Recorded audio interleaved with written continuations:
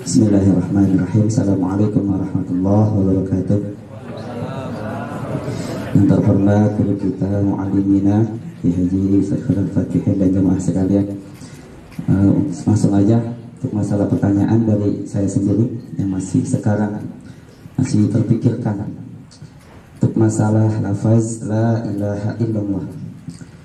Kenapa di situ harus dituliskan dengan awal huruf la nafi dulu, kemudian ada huruf mustasna? Kenapa nggak harus Allahu ilahi, nggak harus langsung Allah itu Tuhan, Allah Tuhan? Kenapa ada kata-kata tidak ada Tuhan dulu, langsung ada kata-kata illallah, kecuali Allah?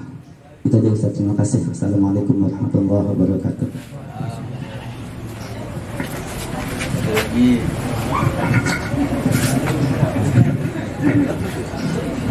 Jadi kumpulin dulu. Ya, cek dulu ya. Ya, ada lagi yang bertanya, kita beri 3 orang pertanyaan pertama. Silakan. Bisa kita ulang ya tadi pertanyaan dari Ustaz Wais Al-Qarni, kenapa pada lafaz la ilaha illallah itu pakainya la nafi, enggak langsung la ilahi gitu. Nah, sekarang mungkin ada yang ingin bertanya lagi. Tadi udah mungkin dari perwakilan dari angkatan pertama, Ustaz Wais Al-Qarni. Ada lagi? 3 dulu. Ntar habis 3 lagi gitu. Dan berapa ini? Belum.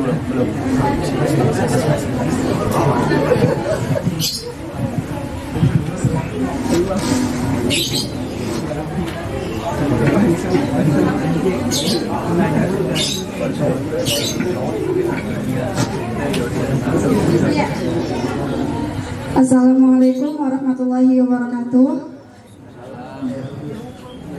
Abi Syati ingin bertanya bagaimana hukumnya menggunakan Shopee Pay Later, karena sekarang Shopee Pay Later itu jadi seperti kebutuhan di kalangan anak muda sekarang gitu, Bi. Nah, terus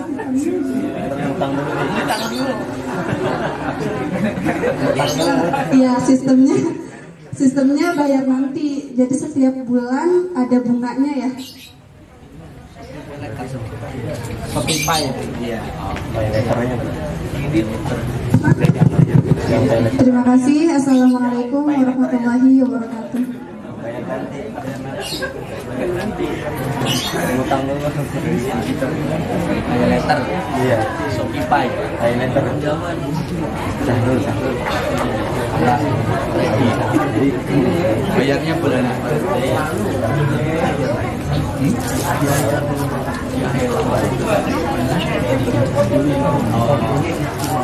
Barangnya udah nyampe ya? Kayak motor.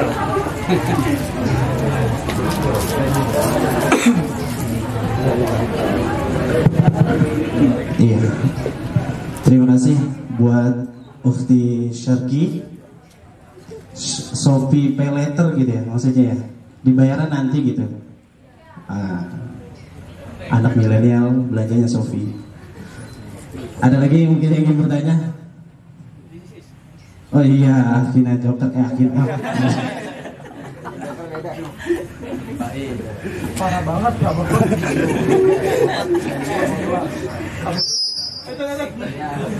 Bismillahirrahmanirrahim. Assalamualaikum warahmatullahi wabarakatuh.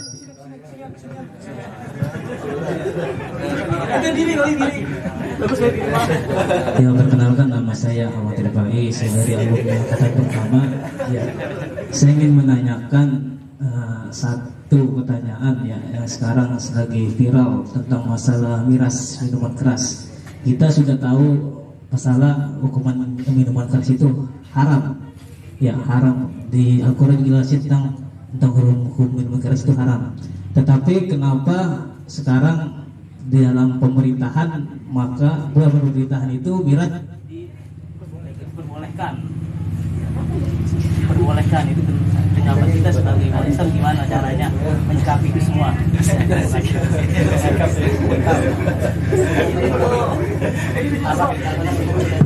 Cek Sadro.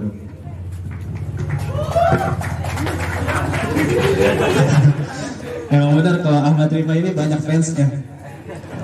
Jadi pertanyaan kayak Akhi Ahmad Rifai, pada dasarnya bukan pada dasarnya miras itu diharamkan, tapi di era pemerintahan sekarang itu miras itu diperbolehkan, dihalalkan.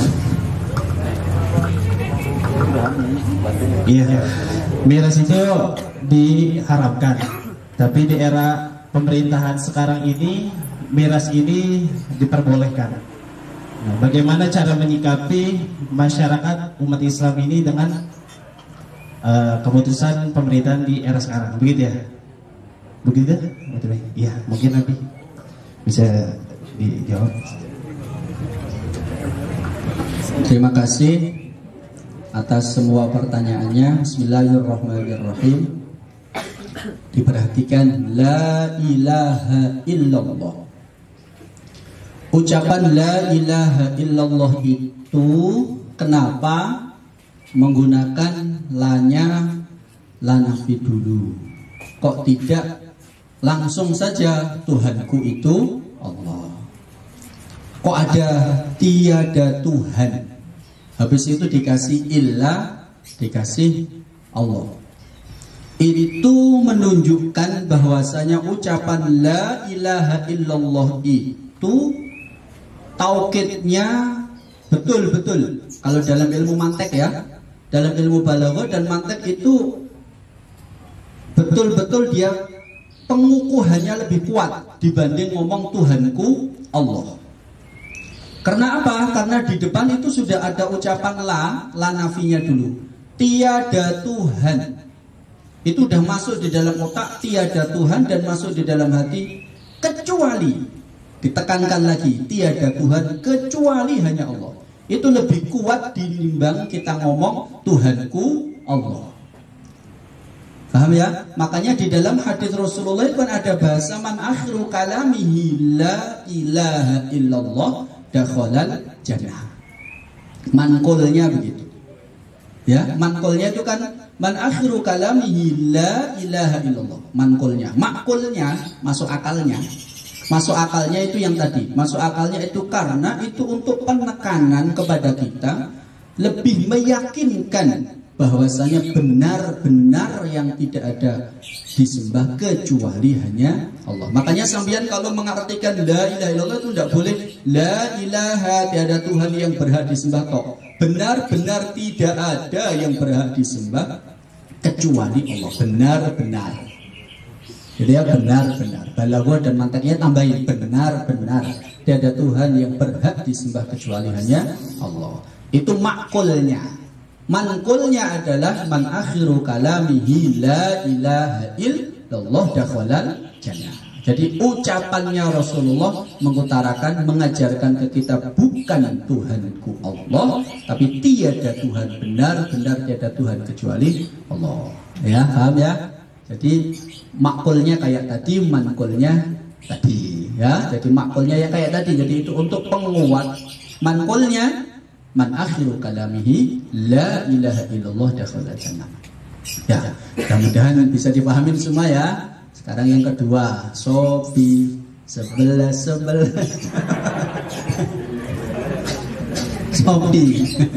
Shopee, Lazada, Tokopedia, apa lagi itu?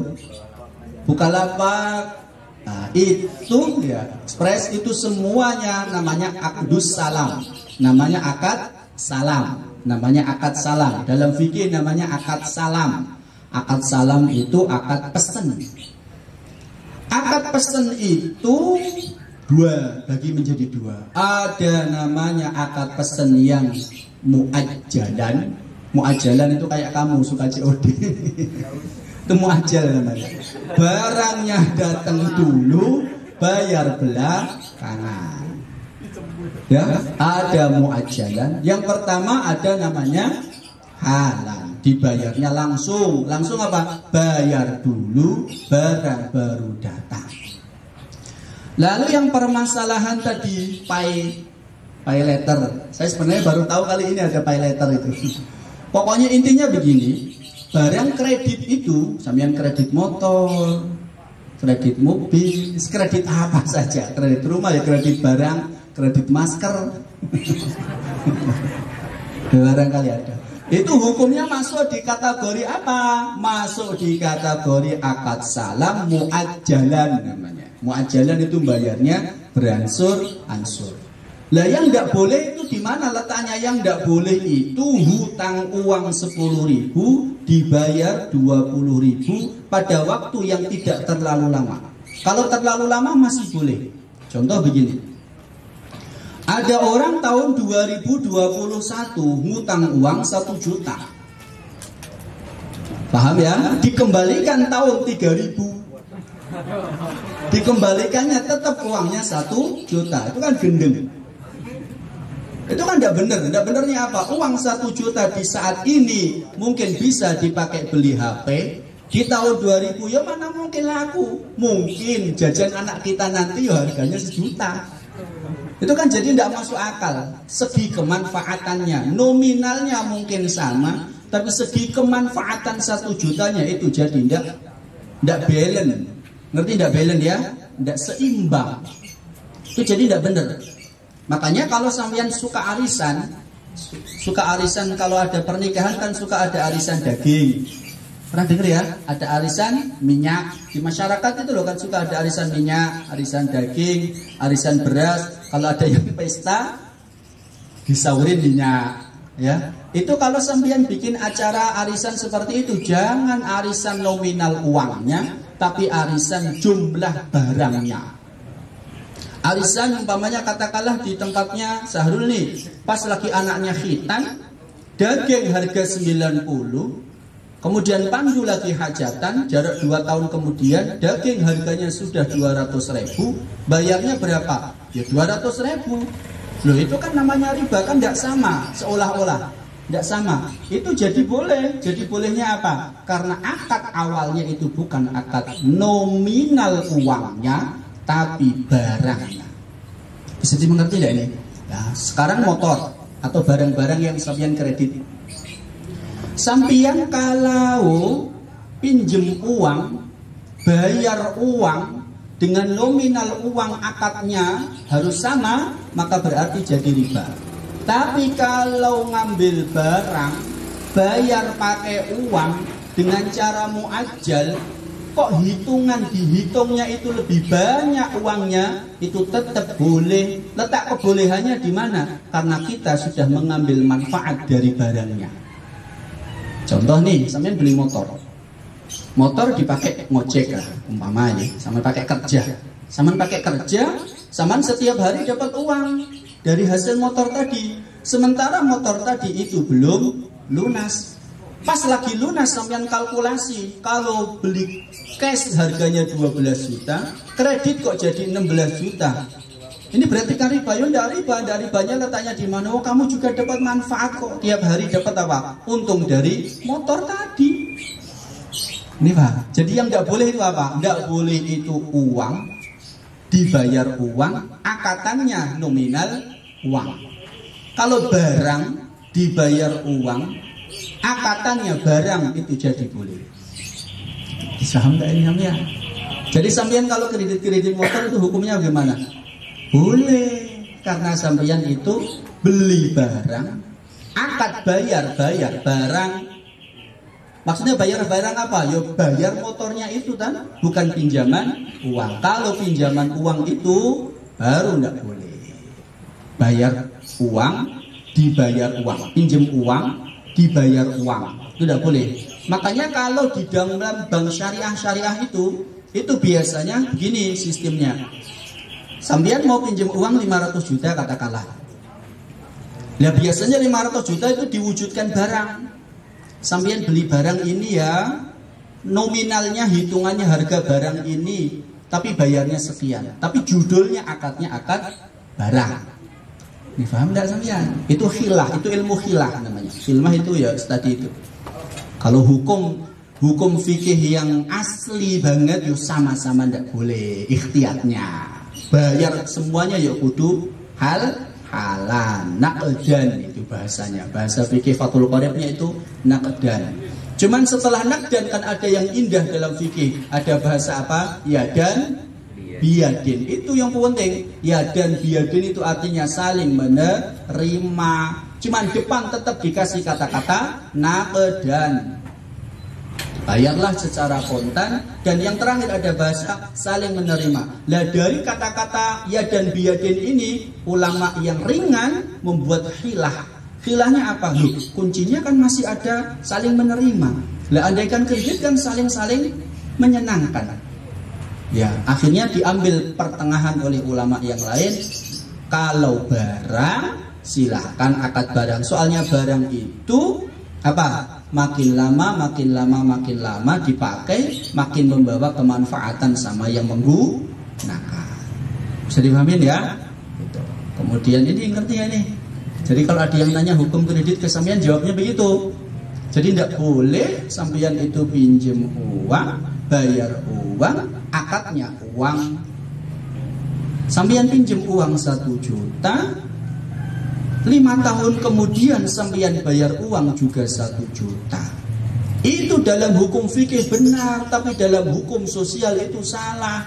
Salahnya apa? Uang 1 juta tahun ini mungkin bisa dapat HP. 5 tahun kemudian apa ya 1 juta masih bisa dapat HP? Berarti kan manfaatnya jadi berkurang uang itu. Ngerti nggak maksudnya? Paham ya? Paham kan kira-kira bisa melogikan dari otaknya? Ya, nanti disampaikan ke masyarakat lah. Selanjutnya yang ketiga masalah rifai. Indonesia itu negara yang mengikut alirannya adalah republik. Republik itu berkedaulatan, yang mana di dalam republik itu tidak membeda-bedakan mana yang Islam, mana yang non-Muslim, disamaratakan. Letak disamaratakannya di mana? Karena ada jizyah. Jizyah itu apa? Pajak. Orang non-Muslim pajaknya yuk segitu, orang Muslim pajaknya segitu. Itu bukti republik. Ini paham ya? Lah kalau hukum minuman keras itu haram, itu hukum Muslim. Hukum orang non-Muslim itu kan hukumnya tidak haram bagi mereka. Ini bisa dipahami. Lah sementara negara kita itu menganut bukan negara Islam, tapi negara Republik Kesatuan. Makanya di situ ada unsur saling menghargai karena sama-sama membayar jizyah. Lalu yang harus kita lakukan apa? Sebagai seorang Muslim kita haramkan. Nah, sebagai kalau ada orang non-Muslim kok dianya minum, yuk silahkan. Lalu kenapa pemerintah kok nggak ngikutin mayoritas saja? Karena kita belum negara Muslim. Itu ya, paham ya? Kayak Rasulullah di zaman Rasulullah dulu, ingat. Rasulullah kenapa dari Mekah pindah ke Madinah, kok nggak di Mekah saja? Karena di Mekah orangnya susah-susah di Mekah itu. Akhirnya disuruh hijrah ke Madinah sama Allah Ta'ala. Lah di Mekah itu Rasulullah dalam menyampaikan ajarannya tidak apa? Tidak negara Muslim, tapi negara yang bersosial. Orang Muslim ibadah ya boleh, orang non Muslim ibadah di Ka'bah pun boleh. Makanya Lata dan Uzza, Tuhan mereka itu kan dibiarkan di Ka'bah sama Rasulullah, zaman Rasulullah dulu. Kok nggak langsung diberontak sama Rasulullah? Enggak, karena di situ masih ada orang non-Muslim yang mereka juga punya kekuatan. Makanya Rasulullah disuruh pindah ke Madinah. Setelah Madinah kuat baru Fathu Makkah, Lata Uzza baru dihancurkan. Ini gitu loh ya. Jadi Indonesia ini kalau kita pikir sampai puyeng, kok gak ngikutin kayak kita ya udah boleh, kita paksa-paksa ya udah boleh. Udah bolehnya apa? Karena kita kedaulatan, udah bersatu dan sama-sama mau bayar jizyah. Kalau kita memaksakan kehendak kita, udah diharamkan saja, itu kan sudah haram. Ya mereka punya hak juga kan, sama-sama bayar jizyah, bayar pajak. Yang punya hak mana? Non-Muslim tadi. Punya, sama-sama punya hak hidup di negara Indonesia. Itu nih. Ya pribadi Pak dong ngaramin pribadi. Tapi secara kemasyarakatan, jika ada non Muslim ya silahkan. Kamu non Muslim ya silahkan, aku Muslim. Paling penting tidak saling mengganggu. Nah, Pak Jokowi kenapa nggak ngaramin sih? Loh, Pak Jokowi kan presiden, di tengah-tengah presiden itu. Lah presiden ntar kalau ke muslim itu udah adil dong. Jadi apa? Jadi pemimpin yang fajir, jadi tidak bagus. Kan ada 7 golongan yang dinaungin Allah itu lah ya. Sab'atun yudhilluhumullahu yawma la zilla illa zilluh, termasuk kan imamun adilun itu. Itu biar adil. Paham riba? Masih belum? Kalau belum enggak apa-apa. Ini kan saya lagi itu masalah dulu kan sekarang dilegalisasi. Dilegal. Jadi sekarang itu produksi minuman keras kan dilegalkan di Bali, ya, tidak di semua daerah. Di Bali, saya kemarin baca juga. Saya juga punya IG loh. Jadi saya baca juga di Bali, di NTT, sama di Sulawesi kalau tidak salah. Tapi tidak di semuanya. Kenapa pemerintah punya kebijakan seperti itu? Karena mayoritas peminum letaknya di pulau-pulau itu. Tidak mungkin di Jawa digeruduk beneran sama santri CNN. Tidak mungkin di Jawa. Banten apalagi tidak mungkin. Jadi pemerintah juga mengikuti keadilannya. Sebagai bentuk keadilannya apa? Mayoritas sana sukanya apa yuk? Jadi dilegalkan di pulau itu nih. Tidak dilegalkan di Indonesia enggak? Coba nanti baca beritanya. Kemarin saya baca beritanya di Bali, perusahaannya di Bali, di NTT yang di Sulawesi. Wallahu a'lam bishawab. Kan? Iya, terima kasih jawabannya. Mungkin paham ya, akhi yang terima. Besok kalau misalkan mau gerbek ajak-ajak. Ya. Ya, ini ada pertanyaan juga dari Ukhti Ihdara Madinah yang mungkin belum bisa hadir, dia mengirim VN. Mungkin bisa sama-sama kita simak ya pertanyaan dari Ukhti Rahmatina. Assalamualaikum warahmatullahi wabarakatuh. Saya Ida, Ustaz. Mohon maaf belum bisa hadir di tempat. Saya ingin bertanya Ustaz, sebelumnya waktu di pesantren itu di JN saya belum pernah belajar tentang thariqah seperti itu. Nah, setelah saya keluar banyak sekali teman-teman yang mereka ikut thariqah. Saya juga belum paham banget tentang thariqah itu maksudnya apa, tapi yang saya